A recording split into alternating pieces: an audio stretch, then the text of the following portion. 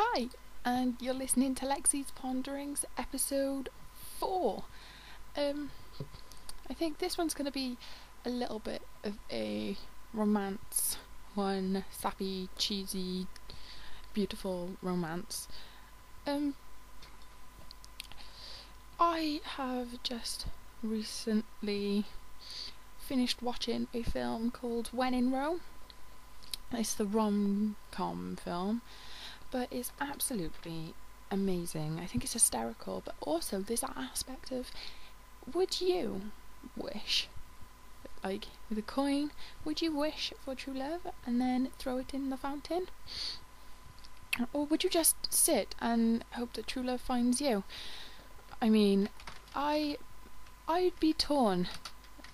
So I'd be torn between throwing it in the water and wishing that they'd find me, but there's the other half saying I would have to believe so strongly in the fact that they're out there searching for me and knowing that I would be there for them in order to find me. And I mean, that would probably take a lot of sort of heart, sort of braveness to do that, and I don't think I could. I mean, I wouldn't be able to let myself do that.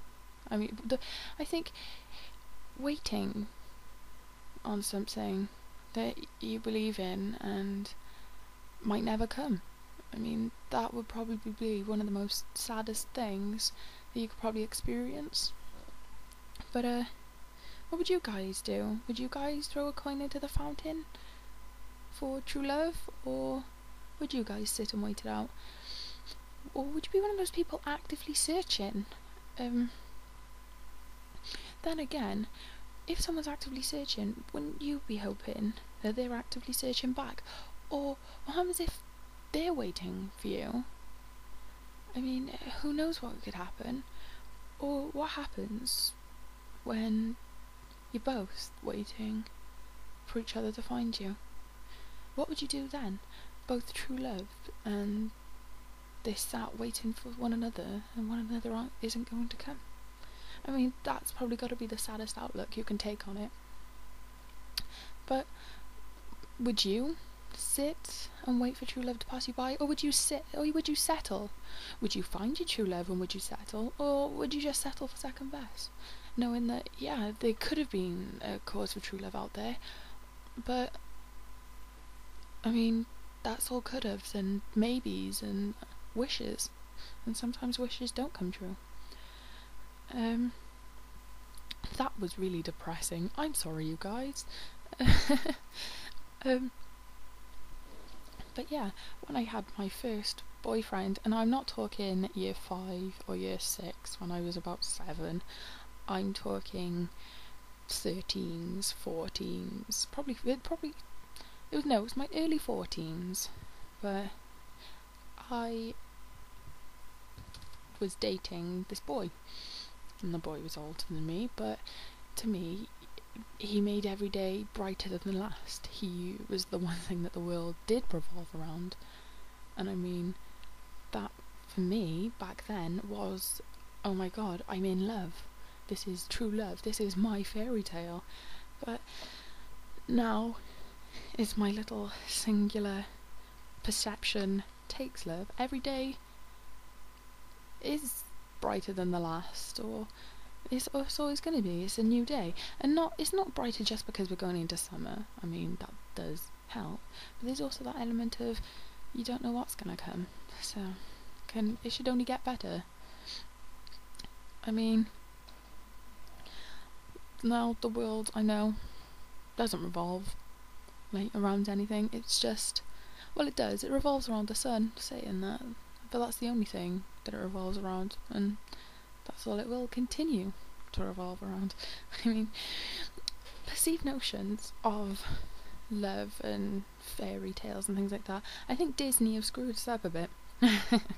I mean, personally, when I was younger, I never really love would come. I never used to think I want that Prince Charming. Then when I hit 14s, I thought I found my Prince Charming, and then I think when just after I became 16, I realised the fact that Prince Charming doesn't exist. I mean, you can get close to Prince Charming as you possibly can, or Princess Charming if you want, but they're never going to be 100% there. I mean, that sounds quite angsty and quite depressing, but I mean, would you settle for second best, or would you go out and find your true love?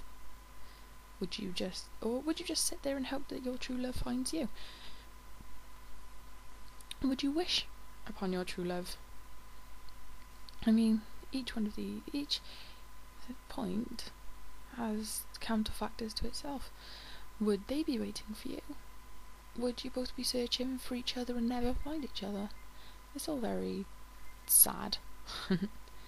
But yeah, sorry about the sad little depressing emo conversation I'm having at the moment.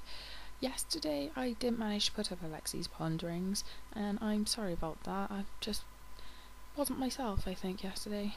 A few people found this, but like they realised it, and I think they figured out that I wasn't feeling 100% myself.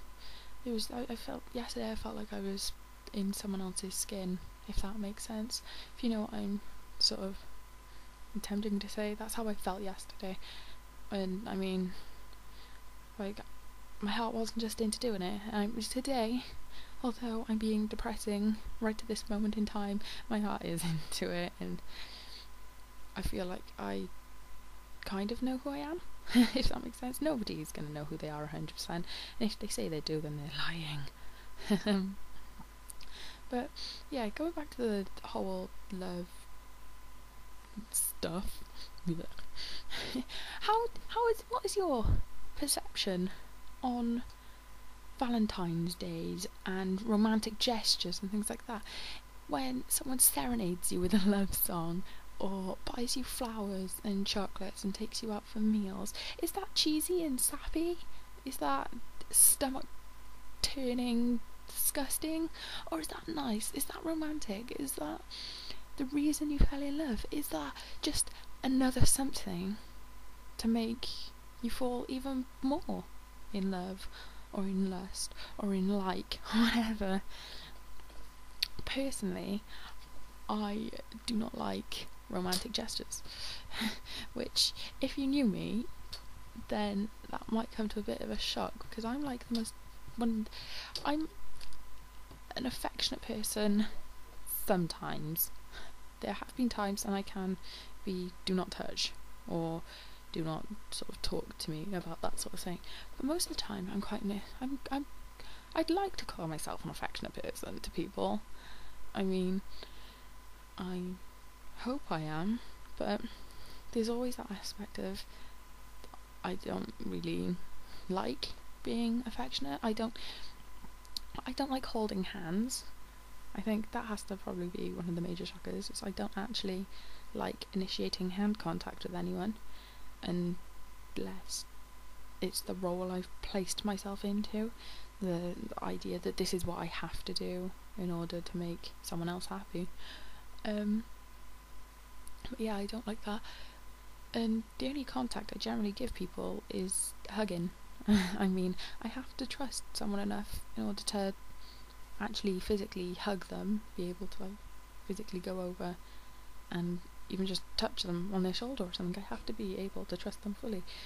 I mean, I got a couple of friends which, I mean, from the second time I've properly got to know them, it's been, hang on a minute, I'm trusting you here, and I can hug you, and I can like pat you on the shoulder and things like that, and I'm not being affected. And I mean, that for me shows me that either I'm growing up or I'm growing out of the habit. So that's nice. But yeah.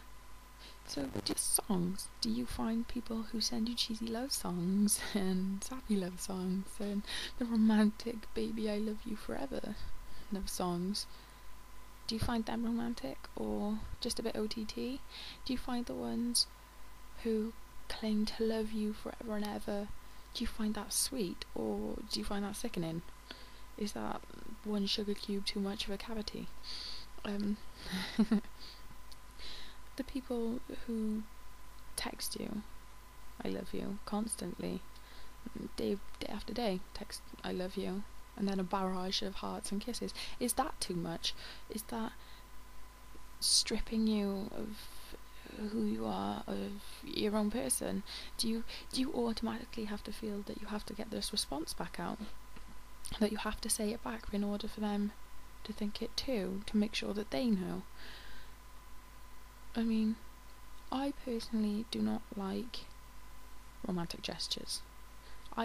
This is where you see the whole other, I've been dubbed Ice Bitch. I'm throwing that one down. That's my name.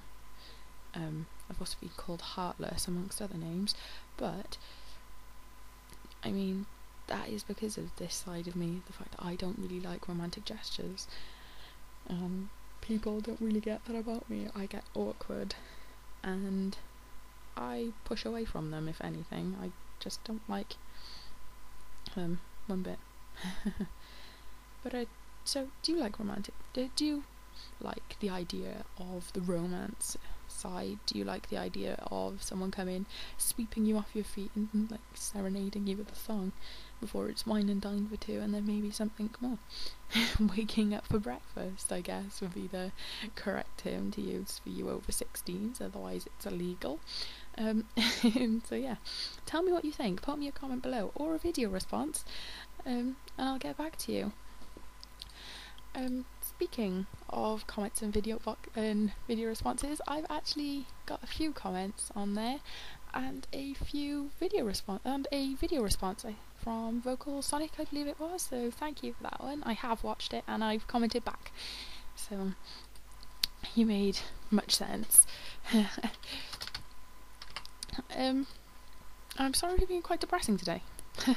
I'm sorry that you actually find out how insanely depressive I can actually be.